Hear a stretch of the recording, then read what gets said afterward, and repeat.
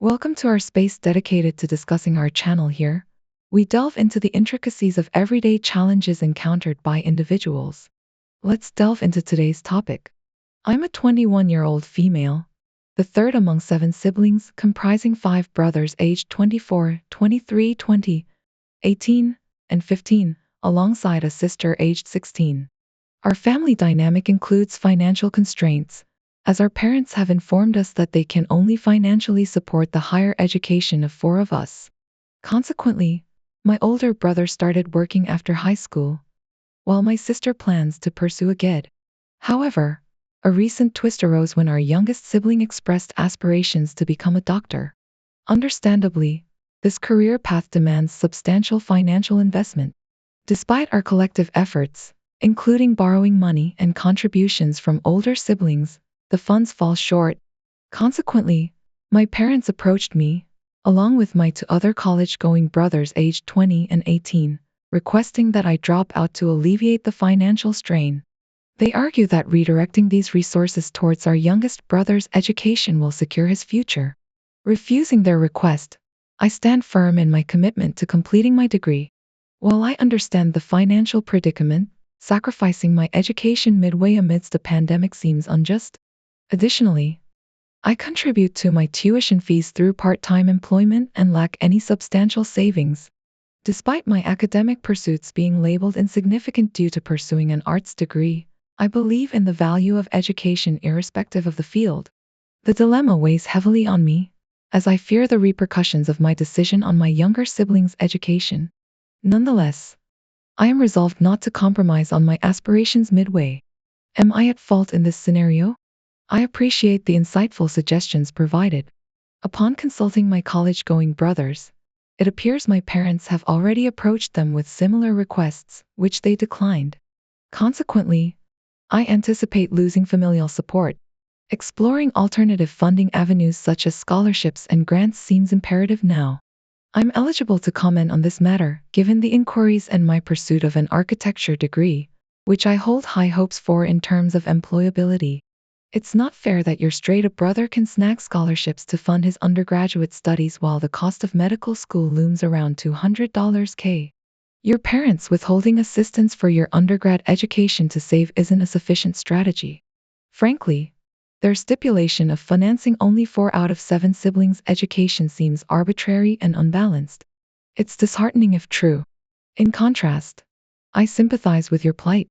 In my family of 7 siblings, we were informed early on that maintaining a 3.5 gigapascals would secure free tuition at in-state public universities, with additional expenses covered within reason.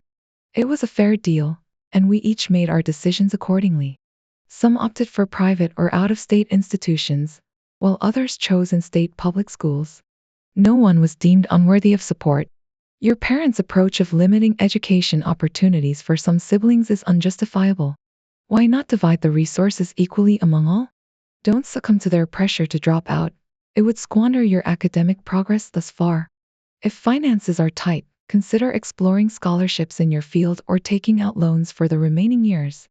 Furthermore, it's worth questioning the likelihood of your brother's commitment to the medical path. Many students veer from their initial career aspirations. Don't sacrifice your education based on someone else's uncertain future. Remember, you have your own dreams to pursue. Having attended a school renowned for its pre-professional programs, I've witnessed numerous peers altering their career trajectories. You shouldn't jeopardize your future for assumptions about your brothers. You're not in the wrong here. What I can share is the experiences of numerous friends who, despite graduating with degrees in teaching, business, and various other fields, found themselves transitioning their majors after encountering organic chemistry. I hold immense respect for those who conquered this challenging course, witnessing it shatter countless aspirations. Reality check: unless your college fund operates independently from your parents' control, you're not entitled to dictate its usage. While their decision to allocate funds towards your brother's medical education may seem unfair, you need not sacrifice your own academic pursuits. Seek counsel from your school's financial advisor for loan options or consider transferring to a more affordable institution. It's regrettable that you were raised in an environment where sibling competition was deemed valuable. Redirect any frustration towards your parents rather than each other. Such parenting tactics are undoubtedly flawed. In another narrative, during Black Friday, my husband's best friend, Allison, is lodging with us until the new year. Despite my work obligations, plans were made with friends for a movie outing followed by dinner. Due to my work location, my husband dropped me off, intending to meet them later. However, plans shifted to dinner first, conveniently located near our residence. Upon arrival, I found them seated at a six-person booth, with a chair squeezed in at the end. It turned out a friend had canceled last minute, leaving me the seat at the end. Allison seemed taken aback by my presence, assuming I would fend for myself. When my husband proposed she switch seats with me, the dynamics of the gathering took an unexpected turn. As the evening progresses, Allison begins fussing about her seating arrangement, expressing discomfort at being seated at the end of the table. Although indifferent, my college friend insists on swapping seats with me, aiming for me to sit beside his wife. Allison's demeanor remains self-centered, monopolizing conversation on her end of the table, making it challenging for others to contribute. Initiating a separate discussion with the wife of my college friend and Allison's sister-in-law, we engage in casual chatter until Allison interjects with her plans to relocate to Washington post-New Year's. Respectfully acknowledging her update, we resume our previous discussion about a show, only to find Allison feeling excluded. Her response catches me off guard as she accuses me of orchestrating her isolation intentionally, claiming she's always made to feel like the odd one out. This revelation astounds me considering Allison's habitual tendency to dominate social settings. Moreover, learning that she deliberately attempted to exclude me from the evening's plans leaves me taken aback. In response, I dismiss her concerns, prompting her to assert the validity of her feelings. Refusing to entertain her emotional manipulation, I bluntly dismiss her sentiments and excuse myself to gather my thoughts outside. My husband follows, and I request he keep Allison at bay until I've had a chance to regroup.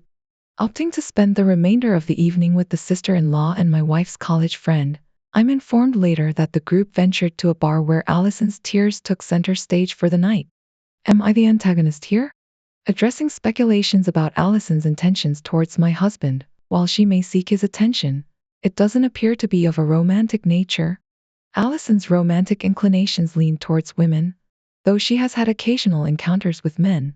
Although her brother took her back to his place last night, it's unlikely he can accommodate her for an entire month. Uncertain of her plans, perhaps an early move to Washington could be an option if her father isn't willing to take her in. It's absurd for her to orchestrate your exclusion, only to lament feeling excluded afterward. If she genuinely felt left out, which seems doubtful given her desire for attention, she could have communicated privately before dinner or engaged in the conversation about the TV show. She has no grounds for her current upset. She must grasp that she isn't the focal point and acknowledge that you're generously hosting her for an extended period. Asserting that your feelings are valid doesn't imply their infallibility or precedence over reality. It merely acknowledges their existence, regardless of their logical coherence. She attempted to manipulate the dinner arrangements to exclude you, then accused you of marginalizing her, an emotionally taxing ploy. Your statement might have been tactless, but it doesn't negate her feelings. It merely suggests their irrationality. Recognizing feelings as valid doesn't imply their justification. Rather, it acknowledges their existence irrespective of rationality. For instance, feeling universally despised doesn't invalidate the sadness it incites, but understanding its basis in reality is crucial. However, by the literal definition, that feeling isn't valid because there's no evidence supporting the notion that everyone in the world hates me. In contemporary usage, when we say your feelings are valid, we typically mean that you're entitled to feel your emotions, even if they're not entirely rational or based on facts. This nuanced understanding tends to blur the strict definition of valid. Now, on to the next story. Last Thursday, my 26-year-old self, male, encountered a wedding conundrum involving my 45-year-old mother and her recent nuptials to my now stepdad, aged 65. The issue arose when my mother requested my 3-year-old son's participation in her wedding. To provide context, my mother and I are white, while my son is of mixed race with 4C hair. While I'm no expert in handling his hair, my husband and his family have imparted essential knowledge. One cardinal rule: if it causes discomfort, it's time to stop. My mother expressed her desire for my son to have his hair styled alongside her bridesmaids, which included her sisters and the maid of honor. I agreed but emphasized that whoever styled his hair must be familiar with managing his hair type. I explicitly instructed them to cease if my son exhibited any signs of discomfort. Assured by my mother's compliance, my husband and I proceeded to a nearby salon to tend to our own preparations. Upon completion around 1 to 1:30 p.m., my mother informed me they required an additional 2 hours for my son's hair. Accommodatingly, I returned home to tend to final arrangements. However, by 4 to 4:15 p.m., my mother hurriedly arrived with my son, who immediately burst into tears, complaining of scalp pain and hair pulling. Upon inspection, it became evident that his scalp was swollen and red. In this distressing moment, a collective concern emerged among my mother-in-law, father-in-law, husband, and myself. The urgency to address the discomfort inflicted on my son outweighed any wedding preparations. I carefully untangle my son's hair, while my in-laws delicately fashion a new hairstyle, ensuring gentleness on his sensitive scalp. Adorned with his new look, he radiates cuteness. Hastening to my mother, I inquire about my son's discomfort. She reluctantly admits to his tears but rationalizes that they were already in the midst of styling. Alarmed, I inform her of his distressed state and the redness of his scalp. Attempting to downplay the situation, she faces my adamant refusal to reimburse her for the costly hairstyling service. Refusing to shoulder the blame, I stand firm in my decision. She splurged $250 for a professional service that caused pain to her own grandchild, all for the sake of one event.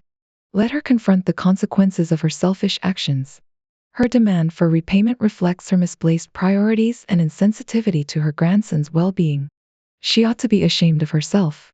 Indeed, I provided clear instructions, emphasizing the importance of halting the process upon any signs of discomfort. Despite this, my mother chose to dismiss my son's distress, exhibiting a lack of empathy and responsibility. Her callous treatment of a 3-year-old is reprehensible. It's inconceivable that she could prioritize her desires over her grandchild's comfort. On to the next story. Our Thanksgiving gathering with my in-laws was marked by a poignant moment. While I always emphasize to my children that hugs and kisses are optional, my daughter, aged 5, spontaneously embraces her grandmother. Conversely, my son, aged 7, exercises his autonomy by refraining from physical affection, particularly towards his grandmother, who he seems to perceive differently. Though my mother-in-law isn't overtly hostile, there's a palpable sense of indifference towards our family. Navigating family dynamics can be complex, especially when cultural differences and strained relationships come into play. Despite my mother-in-law's efforts, it's evident she feels a sense of obligation rather than genuine connection. While she has provided financial support for significant milestones like our wedding and home purchase, her presence in our lives remains minimal. During our Thanksgiving gathering, tensions surfaced as my son refrained from hugging my mother-in-law, a gesture he reserved for others. I respect his autonomy in such matters, understanding that forcing affection isn't conducive to genuine bonds. Unfortunately, my mother-in-law's husband attempted to guilt-trip my son, a tactic I swiftly shut down, refusing to condone emotional manipulation. Further discomfort arose when my mother-in-law's husband returned from the store, showering candy upon all grandchildren but omitting my son. This blatant exclusion stung deeply, especially for my son, who admired him. Despite my instinctual reaction, I reminded myself that I owe nothing to anyone and am not accountable for their emotions, a principle I've instilled in my children regarding physical affection. In response, I reclaimed the candy given to my daughter, symbolizing my refusal to tolerate such favoritism. Departing abruptly, I made it clear that such behavior would not be tolerated, regardless of familial ties. However, the repercussions extend beyond the immediate incident, straining relationships with my husband's family. My husband advocates for dialogue, recognizing the generational and cultural gaps at play. While I understand his perspective, I remain steadfast in my conviction that subjecting a child to emotional manipulation is unjustifiable. Yet, I'm torn between acknowledging everyone's faults and standing up for my son's well-being. Ultimately, the actions of my stepfather-in-law were reprehensible, highlighting underlying tensions within the family. While I may be criticized for my reaction, I refuse to condone behavior that undermines my son's dignity and emotional well-being. The situation demands clarity. My children's reluctance to hug my mother-in-law doesn't absolve them from basic courtesies. While physical affection may not be forthcoming, I expect them to extend basic respect, like greeting her politely. This isn't about emotional manipulation. It's about instilling fundamental manners and respect for elders. Addressing the accusations directed at me, it's crucial to distinguish between reluctance to hug and a refusal to greet. My son's actions aren't a product of loyalty or manipulation, but rather a personal preference. Attempting to build relationships with my stepfather-in-law's family isn't an act of exclusion towards him. It's a natural extension of familial bonds. Yet, I'm met with accusations of drama and manipulation, as if fostering connections with stepfather-in-law's family is an offense. The implication that I'm leeching off their social circle is unfounded and unfair. Excluding one person shouldn't dictate the dynamics of familial relationships. Furthermore, the notion that I should grow up and forge my own social circle disregards the complexities of family dynamics. While actions have consequences, it's unjust to penalize my son for his personal boundaries. We're navigating a delicate balance between autonomy and familial obligations, one that requires empathy and understanding from all parties involved.